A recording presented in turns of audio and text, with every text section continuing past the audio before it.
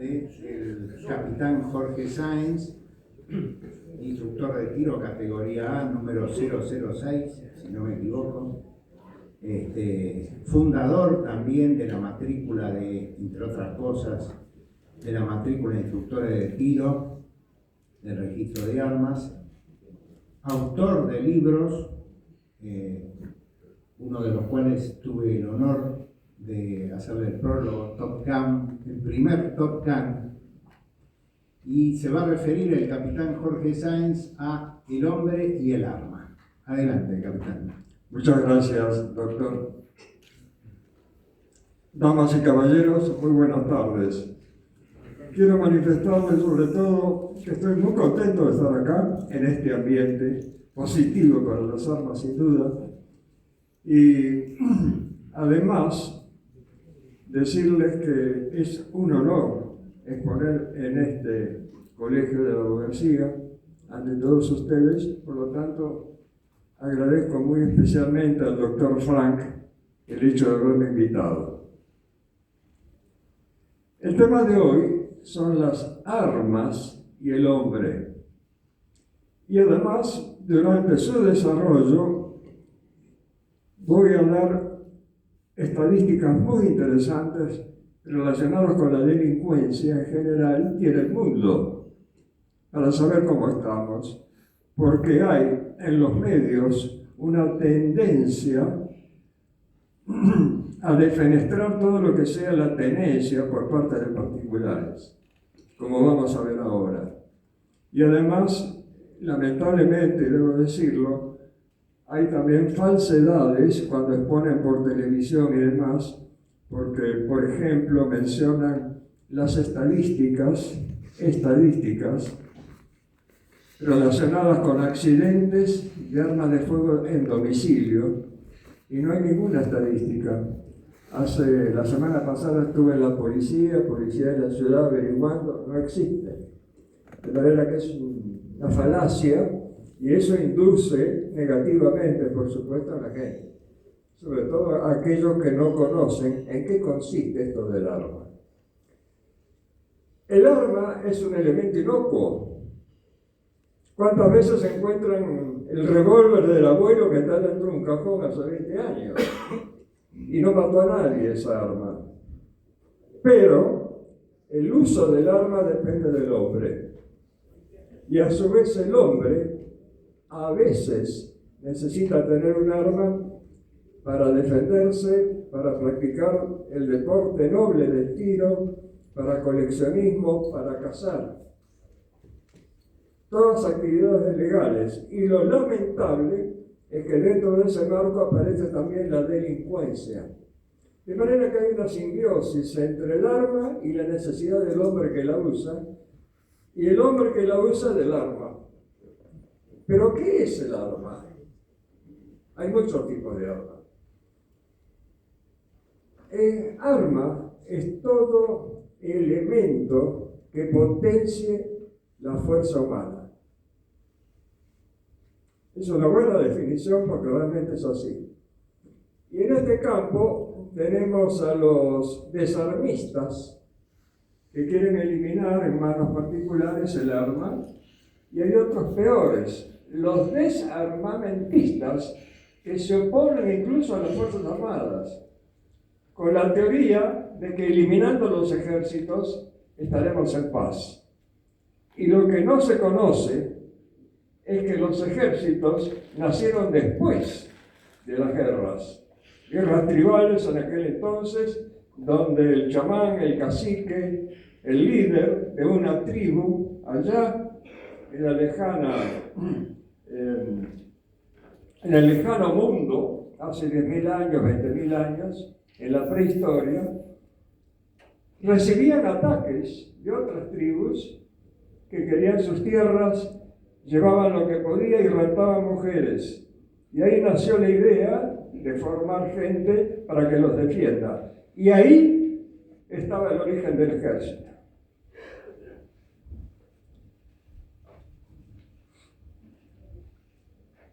No hay que prohibir o limitar su tenencia, sino algo muy importante que parecen olvidarse los desarmistas. Lo que hay que combatir es la delincuencia. Y estamos muy flojos en esta materia. Vamos a ver. ¿Cuál es la tasa de homicidios en Sudamérica? Tasa de homicidios significa determinada cantidad de homicidios por cada 100.000 habitantes. Y oh sorpresa, la Argentina es la que tiene menos homicidios en Sudamérica. Y la estadística dice lo siguiente: Argentina, todos son datos del año anterior, y es metódico eso cuando son serias estas estadísticas.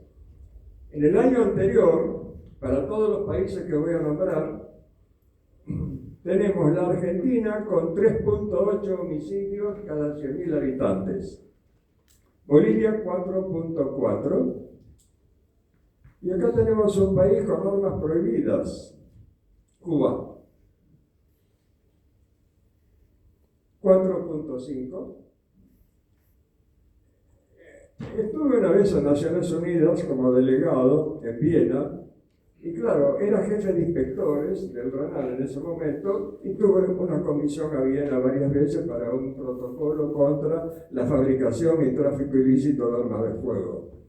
Y hablé con varios delegados de otros países por curioso, y me equivoqué porque vi una mujer y le digo, en su país, ¿cómo controlan las armerías? Y me dice, en Cuba no tenemos armerías. Chile, 6 homicidios cada 100.000. Paraguay, 6,2. Uruguay, vayamos a Punta del Este, 10,2. Dato oficial, por cierto. México, 19,3. Brasil, vayamos a Copacabana, 21,1. En estos países no están prohibidas las armas. En Ecuador, un escándalo, y he leído artículos últimamente relacionados con los homicidios en Ecuador, que está nada menos que en 38,8. Un dato accesorio, siempre comparativo, de referencia, que es bueno tenerlo. Estados Unidos tiene 6,28. Estados Unidos es un país excepcional, ya sabemos, todo el mundo tiene armas, etc. Y está en 6,28. Allá la gente se defiende y en un estado más elástico con respecto al artículo 34 del Código Penal, legítima defensa, porque si el hombre está armado, no importa que esté de espalda, no importa que esté huyendo, le dispara. Caso Chocobar, por ejemplo, recordarán, y en este caso un cuchillo. Vamos a hablar en detalle del cuchillo y lo peligroso que es. En la India hay un problema, no más que problema, hay un camino religioso por el hinduismo, el budismo y demás. La India tiene tan solo 2,82, un país gigantesco, con muchos habitantes, y tiene una estadística muy baja. En el Reino Unido, después de prohibir las armas, tiene 1,16. Estamos hablando de países, ahora sí, de cierta cultura, y los homicidios son con armas blancas. En Australia, 0,85. En Países Bajos, Holanda, 0,81. En Suiza, 0,6. Y dos referencias orientales, Bali, 0,4. Son hinduistas allí. Y en Japón, 0,23. Prohibido. No pueden tener armas. Pero el problema es la educación. No el hecho de que no tengan armas. Respecto de Bali, fui en su momento, en diciembre del 99, a recibir el milenio, Y cuando llegué a Denpasar, el aeropuerto de Denpasar, en Indonesia, me encontré con un enorme cartel que decía: en este país el tráfico de drogas está penado con la muerte. Ah, ya, anímese. Y muerte por fusilamiento. Lo mismo que China, con la diferencia que China le cobran a la familia la munición gastada. Por eso también en economía. A fines del mes pasado, regresamos con mi esposa de Sicilia. Sicilia, la cosa nostra, el famoso Riina, Salvatore Riina, que era un mafioso que llamaban la Bestia por los asesinatos que cometieron. Después estaba la Omertà, que era el juramento de silencio, como mafia que es, y el Pizzu. El Pizzu es lo que le cobran a los comercios como protección. Eso se ve aún en algunas series, en algunas películas. Cuando llegamos a Sicilia, recorrimos toda Sicilia. Sicilia tiene 25.000 kilómetros de territorio, muy parecido a Tucumán. Tucumán tiene 22.500 kilómetros cuadrados de territorio. La diferencia consiste en que Tucumán tiene 1.7 millones de habitantes, en cambio Sicilia está llegando a 8 millones, es todo urbano.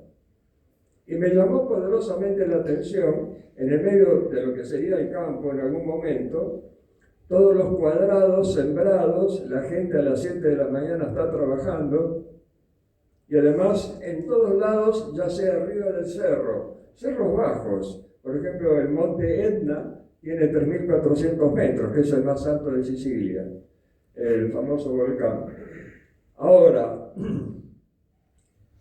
no vimos más que 3 policías en todo el viaje, policía caminando. Entonces, ¿eso qué significa? No hay problema. Y además, no vi ninguna ventana reforzada como acá en la ciudad de Buenos Aires, el AMBA y prácticamente en todo el país con rejas para que no roben. No había rejas. Tampoco había el primer piso, el segundo piso de los edificios que generalmente acá lo blindan contra ladrones. No, en absoluto. Y es más, las casas abiertas, con gente afuera conversando, con sillas. No vi un graffiti, que eso se debe posiblemente al hecho de que Sicilia tiene una historia riquísima. Calculen que Palermo, por ejemplo, la capital de Sicilia, fue fundada hace 2.700 años por los fenicios. Y además estuvieron allí los griegos, que llamaron Magna Grecia, estuvieron, por supuesto, los romanos, los árabes, los fenicios, y tiene una historia riquísima, muy interesante. ¿Qué pasa con el tiro en la Argentina? Ya hace un siglo y medio, en Colonia San José, Colonia Suiza, en Entre Ríos, nació el primer polígono de tiro de Sudamérica, debido a la inmigración suizo-italiana, suizo-francés. Cada cantón tiene su idioma. Allá hablan en Suiza hablan varios idiomas, inglés por definición, 4, acá me marca, inglés por definición, cantón, el suizo, y después está que hablan italiano, francés o lo que sea, austríaco, no sé. Bueno, así nació, y a principios de siglo, el general Riccieri organizó el ejército como corresponde, por armas, etcétera, que es otro tema, y instituyó la conscripción. Y la conscripción no solamente generan reservas para el país, sino que además hay mucha gente analfabeta. En este momento tenemos 1.6 analfabetos por cada 100.000 habitantes, que es mucha gente. Y la conscripción daba un sentido de disciplina, de limpieza. Para los analfabetos iban a la escuela y además aprendían el oficio. Pero no importa, se eliminó en la década del 90 con el presidente Menem.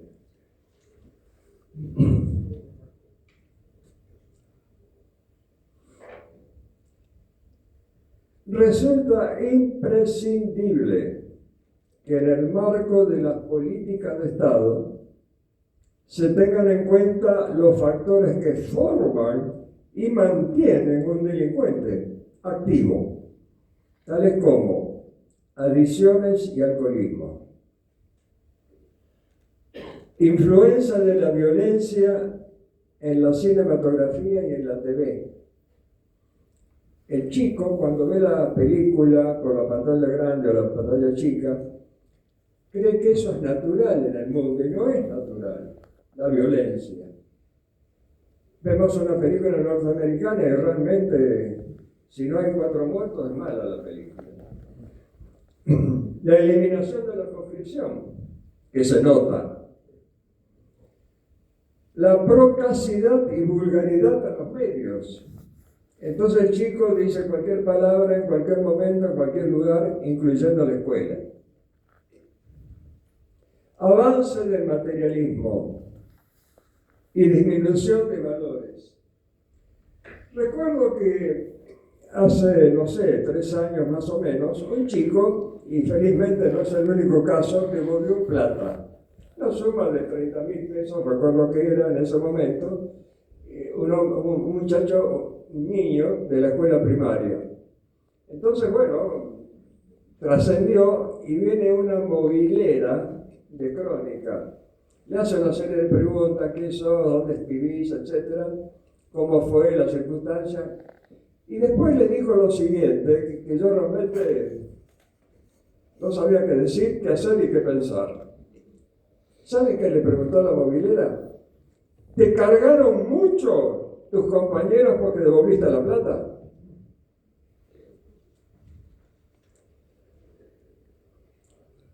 Una decadencia que todos conocemos de la religiosidad y la vida espiritual.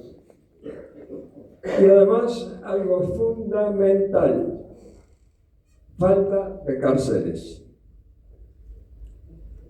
Estamos totalmente superados. Yo estuve a cargo del sistema carcelario de Salta durante 3 meses, porque cumplía funciones en la Secretaría de Seguridad de Salta, y la unidad número 1 del barrio Santa Rosa, de allá, era para 800 internos, no le vaya a decir preso. 800 internos y había 1.200. No hay lugar en la cárcel. Y uno de los ministros de seguridad del proceso de Kirchner reconoció que, y acá los abogados deben saberlo, que de las causas penales muy pocos van a la cárcel, pero menos del 5%. Y eso es grave. El año pasado, 2 delincuentes pasados de droga y pasados de alcohol atacaron a mi hijo. En realidad era un asalto en la calle French, 11 de la noche, bar abierto, policía en la esquina y peatones. Y así en esas condiciones lo asaltaron. Él se dio cuenta, cruzó la calle, de que era medio raro. La gente cruza la calle, listo, ya está. Volvió a cruzar la calle, ellos cruzan la calle, se acercan. Entonces le avisa: tranquilo muchachos, hay policía, hay un bar abierto, hay testigos, quédense ahí tranquilos. Vino uno, ahí recibió la primera trompada al suelo, y el otro saca un cuchillo y se le vino. Entonces él no es karateca ni nada por el estilo, pero cuando papá me dice, acá lo tenía el cuchillo, le tomó el brazo y ahí empezó el error del delincuente, fue no soltar el cuchillo. Entonces haciendo así, se resultó clavado en el mango, en la zona que no se debe decir. Bueno, legítima defensa positiva. Ese hombre, y a eso voy, tenía 7 causas penales, una de las cuales con arma de fuego. Y hacía un mes que había salido de la cárcel. Y ya estaba delinquiendo. Bueno, de esos tenemos un montón. Hay una red argentina para el desarme que hizo una declaración relacionada con una disposición reciente, un decreto, y leo: queremos una Argentina sin armas. Yo tacharía armas con día sin delincuente. Para una Argentina sin violencia. Le pedimos a nuestros representantes que rechacen, se dirigía al Congreso, ¿no?, que rechacen el decreto 445-2025, mediante el cual el Gobierno Nacional eliminó el organismo de control y prevención de las armas de fuego, el MAC, y restituyó el obsoleto modelo registral del RENAR. Entonces, de paso, pasamos el aviso, ¿vio? El obsoleto sistema registral.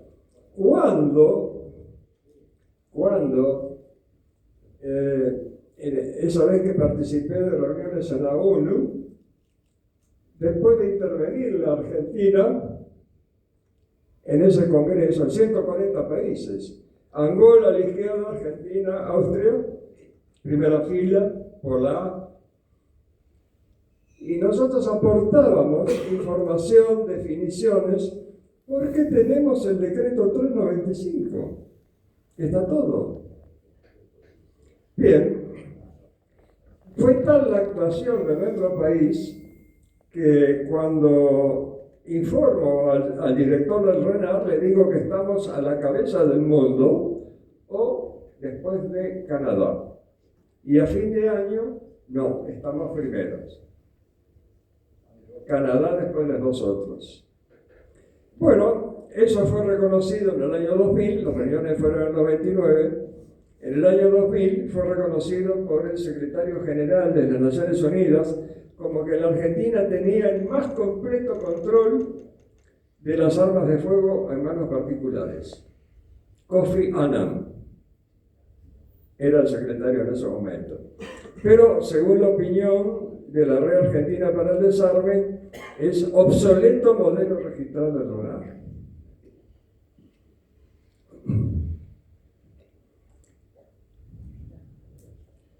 Escuché de Santa Fe una radio que se llama Aire Digital. Con motivo de la liberación de la posibilidad de adquirir un FSL, lo que llaman FAL, dijo lo siguiente, uno de los que hablaba sobre este tema, desarmista, por supuesto, nada menos que en Santa Fe. La diferencia en estas armas es que pueden disparar ráfagas de balas. Y eso es un arma automática. Pero pasamos el aviso, ¿vio? Ráfagas de balas. Y la gente entra en pánico. El primer perdedor es la sociedad argentina. Va a haber cada vez más muertos porque las armas solo sirven para matar. Este fue el segundo comentario. Eso no puede ser. Algunas personas que abogan por el desarme lo son a partir del momento en que ultiman a algún familiar cercano. Eso es absolutamente respetable, por supuesto, merecen respeto. Han matado al hijo, Lumber, por ejemplo, y otros más.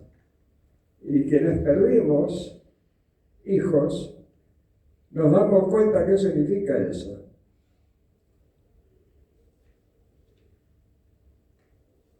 Pero, ¿y antes qué? Reaccionó cuando le mataron al hijo. Antes no le importaban las armas. Entonces, hay alguna patología, posiblemente una reacción, lo cual es lógico y respetable. Pero no bombear para que se quiten las armas en manos de particulares.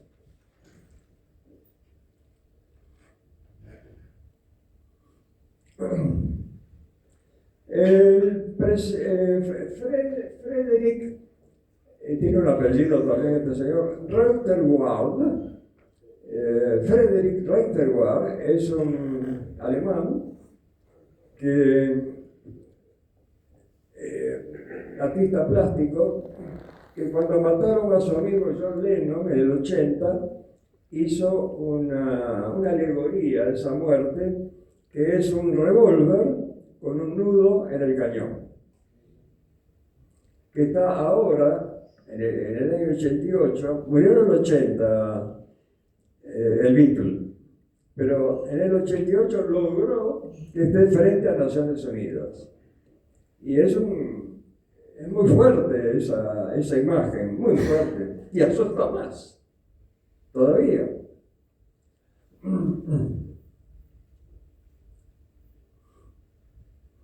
Acá tengo algunos detalles vinculados con la inseguridad de un artículo que escribió el doctor Alberto Bossio, es inédito, abogado, vicepresidente del Foro Nacional de Entidades de Tiro y vicepresidente del Tiro Federal de Lomas de Zamora, además instructor de tiro. Y hablaba el artículo sobre el factor legal. Cuando asumió el presidente Alfonsín, disparó estas leyes. Previamente hay un comentario del doctor Bossio que dice lo siguiente: comunicadores sociales, políticos y funcionarios atribuyen la inseguridad a la marginalidad, a la falta de educación, a las penurias económicas en que se haya sumida la población, etc. A la vez, preguntados sobre leyes procesales y penales, justifican que se mantengan sin cambios y que es necesario que se cumplan y no su endurecimiento. Con lo cual diciendo, para el común de la gente, los delincuentes entran por una puerta y salen por la otra, la famosa puerta giratoria que todos conocemos, refiriendo esta mención a la excesiva benignidad de las normas aludidas. Cabe preguntarse si el dicho popular es acertado. Vamos a ver. Febrero del 84, Ley 23050. Se amplía el régimen de exhibición de prisión y excarcelación de acusados por todo tipo de delito. Esto es textual. Toda persona, cuando permanezca más de 2 años en prisión sin sentencia firme, debe ser puesta en libertad, cualquiera sea el crimen de que se le acuse. Abril del 84, la ley 23057. Cuando la pena sea de hasta 3 años, los jueces pueden dejar en suspenso la prisión. Antes era de 2 años. Pese a que no es obligatorio, en la práctica los jueces conceden la suspensión en casi la totalidad de los casos. En paralelo con esto, no tenemos lugar para alojarlos. Por la misma ley, el delincuente puede obtener la pena en suspenso aun cuando tuviera otra condena en los últimos 10 años. Antes debían pasar 12 años. Se derogó prácticamente el agravamiento de la pena a los reincidentes. Se estableció que el menor de 18 años nunca puede ser considerado reincidente. Junio del 84, ley 23070, se redujo en una tercera parte las penas para los delincuentes comunes. A los condenados por subversión se les redujo a la mitad. agosto del 84. Fíjense que son los años de presidencia del doctor Alfonsín. Ley 23077 disminuyó la pena por infanticidio, lesiones, abuso de armas de fuego, violación de correspondencia, hurto simple, hurto de ganado, ocupación ilegal de inmuebles, incendios dolosos, etc. Enero 87. Se reduce 6 días el tiempo máximo de incomunicación. Antes era de 10 días. Septiembre del 91. Normas procesales prohíben a la política detener personas sin autorización previa del juez. En 1994 se instituyó la probation o suspensión del juicio previo. Noviembre del 94. La prisión preventiva no puede durar más de 2 años, con hasta 1 año y medio de prórroga. La misma ley introduce el 2 por 1. Otro, por indulto se dictaron más de 25 decretos que dejaron en libertad delincuentes acusados de graves crímenes. En la Argentina, un delincuente puede cometer varios delitos, ser condenado sin cumplir un solo día de prisión.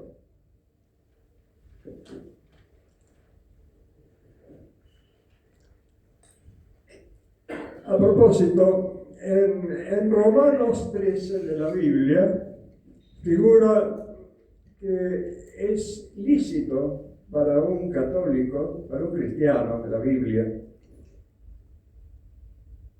tener un arma para defenderse y además defenderse, aún con la muerte del otro.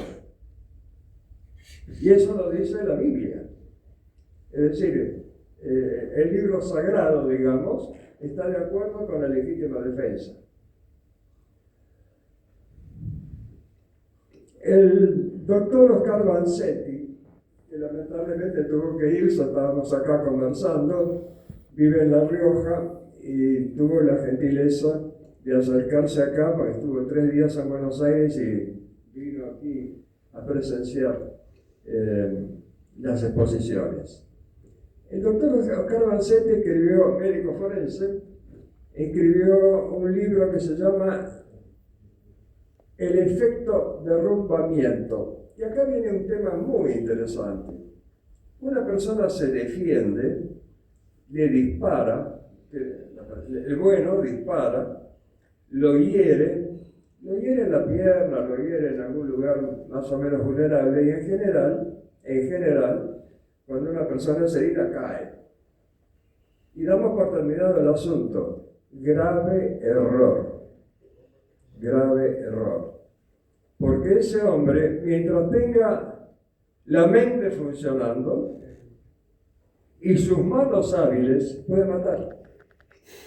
Y es por eso que hay que dispararle otro tiro en todo caso, porque está activo y nos tira. Y ahora, entonces el juez pregunta, ¿por qué le disparó 4 tiros? Porque estaba en actitud de tirarme y me tiró, por ejemplo, ¿no? El doctor Vanzetti habla de la bipedestación, que es una forma difícil de estar de pie. Bipedestación. Y dice que una persona herida, que hoy hizo mención el comisario cuando habló de balística de efectos, el primer disparo que recibe Michael Platt en la masacre de Miami el 11 de abril de 1986, el primer disparo que recibe era mortal. Se lo tiró Jerry Dove, le disparó a 7 metros, entró por acá, en el brazo, salió, entró en el pulmón y se detuvo, como dijo bien claramente, a 1 centímetro del corazón. Era una punta expansiva, silver tip. Ese tiro era mortal, pero sobrevivió. Y sobrevivió lo suficiente para herir, de los 8 del FBI, hirió a 7 y mató a 2. y gravemente 4. Él utilizó una carabina Ruger Mini 14. Yo tengo una de esas, calibre .223, y ese hombre estaba con herida mortal, y ahí está. ¿Estaba hábil? Sí. ¿Caminaba? Sí.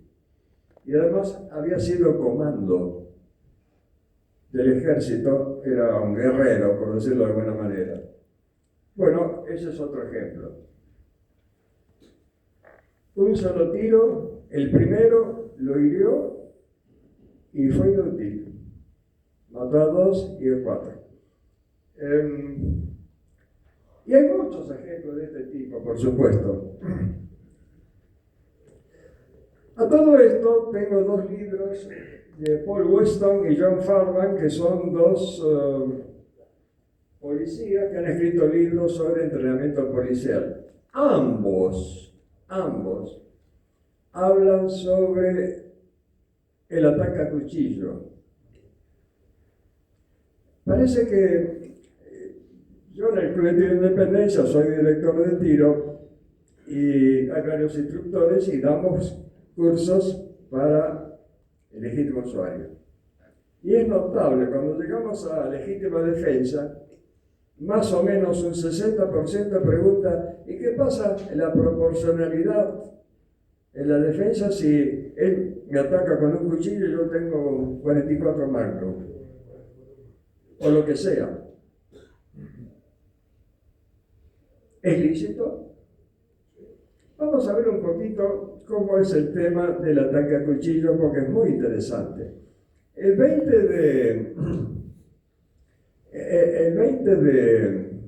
de septiembre del año 20, a un policía lo mataron en la avenida.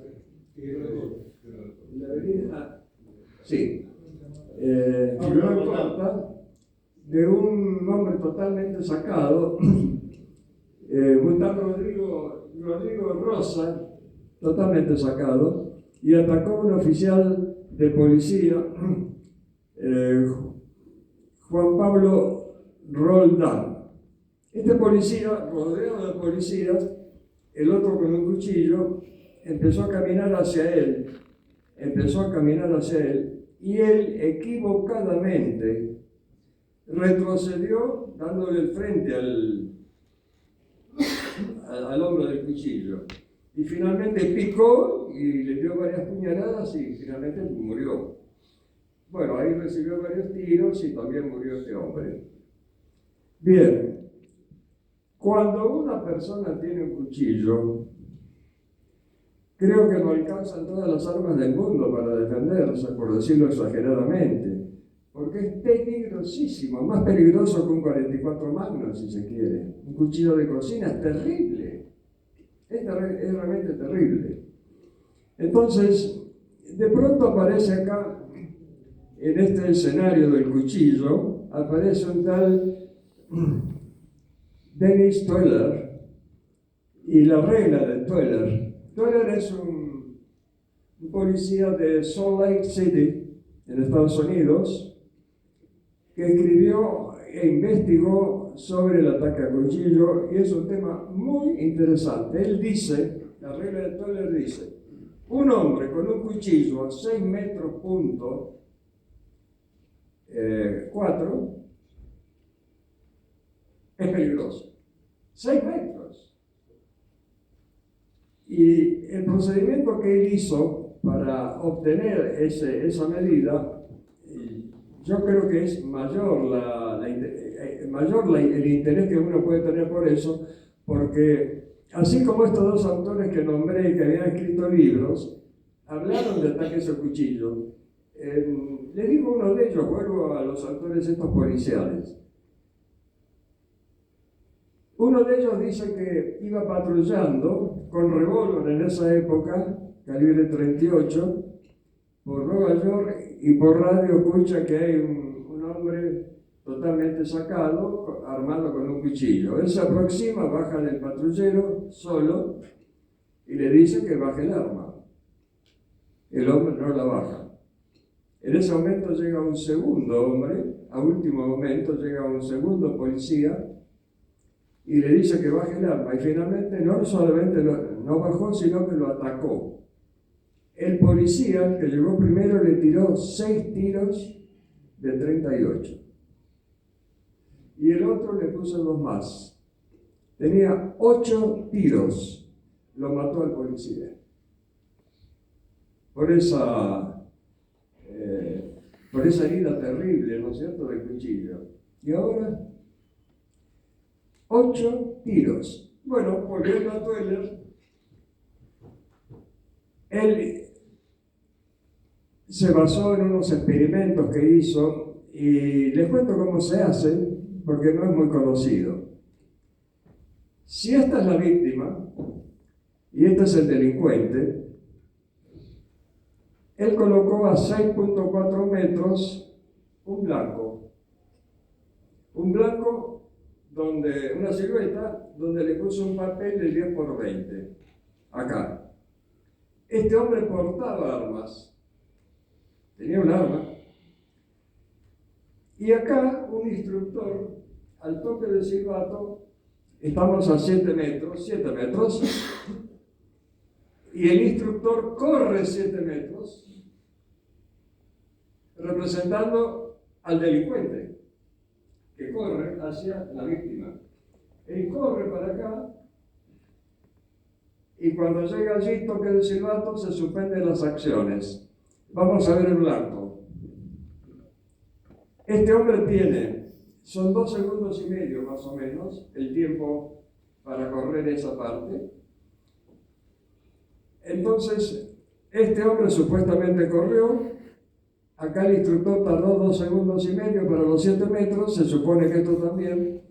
En esos 2 segundos y medio tiene que haber sacado y disparado con precisión al único lugar mortal, que es el área del esternón, entre el apéndice sifoides y la horquilla esternal, técnicamente hablando. Bien. En este caso, si dio y si impactó en ese papelito que representa el esternón, bueno, zafó, porque es la zona mortal. Un policía, hace ya unos cuantos años, disculpen, todo lo que me pasó a mí pasó hace unos cuantos años. Un policía me comentó que tuvo un ataque a cuchillo, pero a suficiente distancia como para dispararle con 45, cuando la policía usaba 45, tan ponderada acá cuando vimos balística de efectos. Y él veía que le estaba pegando acá en el tórax, y el hombre seguía corriendo, hasta que finalmente le pegó en la zona mortal y cayó. Entonces no hay garantía, y además hay una prueba de tiro muy difícil, bajo estrés, en una situación crítica tremenda, quizás con visión túnel, que es un hecho normal. Visión túnel no significa nada malo, es que las neuronas, ciertas neuronas, impiden que se vea todo el conjunto y se centralizan en la visión de lo que a uno le interesa realmente en un grado de 5 grados, en una margen de 5 grados aproximadamente. Bueno, entonces, ¿qué quiere decir? Que un ataque a cuchillo es altamente peligroso y en todo caso puede morir el delincuente, pero también puede matar, porque llega a tiempo.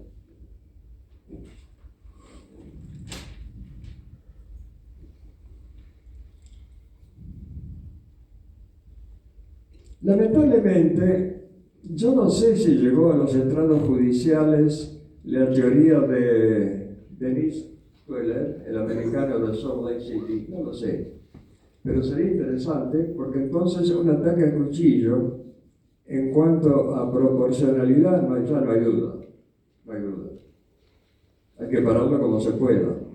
Y además con precisión, lo cual es más difícil. Pero sería interesante, dado que acá no se conoce la teoría de Tueller en la medida que pueda ser generalizado para que haya conciencia y un entrenamiento policial, que es lo que le pasó a la víctima de la avenida Figueroa Corta. Como conclusión, presencié una conferencia de la doctora Virginia Gamba, una diplomática argentina muy destacada, que vino a Buenos Aires y dio una conferencia del Centro Bávaro. Entonces, cuando terminó, ella era jefa de desarme. Ya suena mal, pero de desarme de armas nucleares, biológicas y químicas, no de armas de fuego convencionales. Ahora es representante en la ONU para lo que sea niñez y conflictos bélicos, así que debe tener mucho trabajo. Bueno, le pregunté qué opina sobre el desarme civil. Se sonrió e hizo así. El problema es el hombre. El arma no está hecha para que maten inocentes. El arma está para lo que hacemos nosotros. Y esa fue la respuesta. Y finalmente le hice así, me dice, no estoy de acuerdo.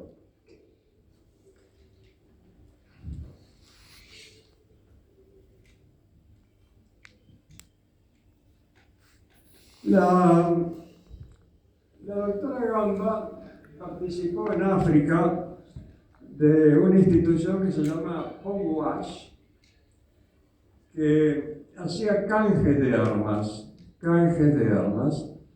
y no solamente canjes de armas por un elemento que puede ser una máquina de coser, no sé, en África. Y además, acá el enfoque que se hizo para el canje de armas es simplemente ir y que vengan a cambiar las armas por dinero. No. Hay una reacción negativa a la policía en ese ámbito. 2, hay prostitución, trata de blancas. 3, hay droga. 4, hay gente que no tiene la suficiente cultura como para comportarse socialmente. Entonces, todos esos elementos, y si hay armas, canje de armas. Pero acá se tomó puro eso. Y ese canje de armas que se hizo en el 2001 fue un verdadero papelón.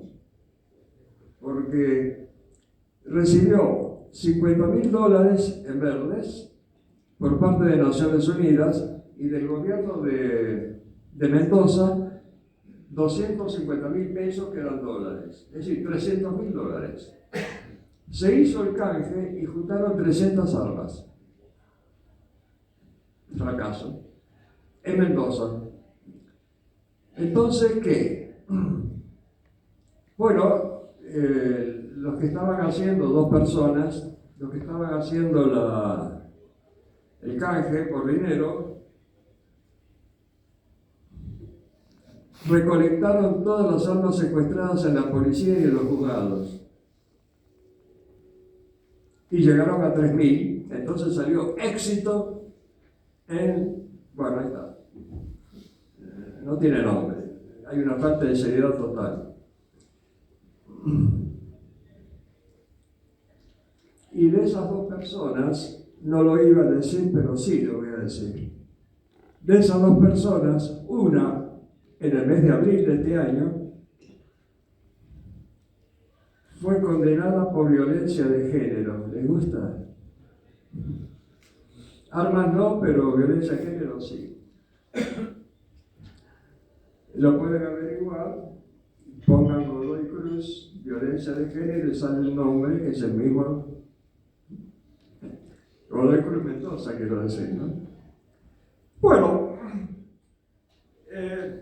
estando en Sicilia, donde vi 3 agentes de policía en todo el periplo, lo cual me asombró, y me asombró cómo estaba todo abierto, las ventanas, en fin. En un bar, confitería, vi una leyenda que me interesó mucho. Y esa leyenda dice: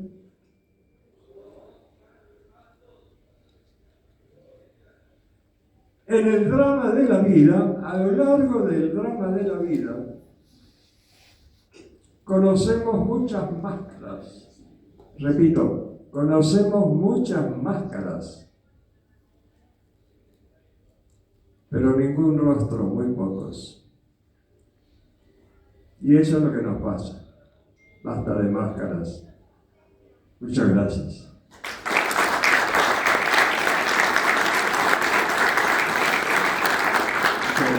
Muchas gracias, capitán de Marina Jorge Sáenz, brillante la exposición, muy